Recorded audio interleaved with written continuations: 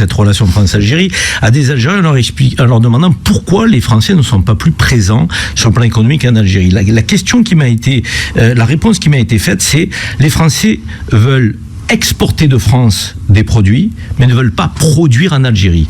Et nous avons un problème, nous, de diversification de l'économie. Et ils m'ont donné un exemple, parce que c'est toujours bien d'étayer ces propos par un exemple. Prenez Renault, qui est venu s'installer en Algérie.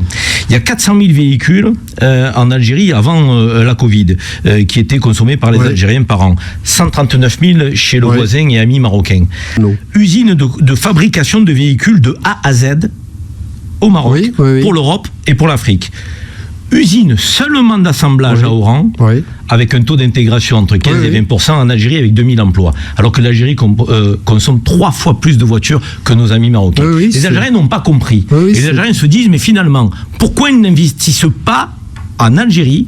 Ils veulent des consommateurs, mais ils ne veulent pas investir pour diversifier l'économie française. Est-ce qu'on n'aurait pas intérêt du côté de l'État français, avec tous les organismes de Business France et autres qui existent, de favoriser, de pousser les Français à produire en Algérie avec une main-d'œuvre intéressante, avec un prix de l'énergie intéressant? Il y a des atouts en Algérie pour fabriquer. Bien sûr, mais pourquoi on ne le fait pas? La décision, elle relève de l'entreprise avant tout. Nous ne sommes pas dans un système d'économie étatique.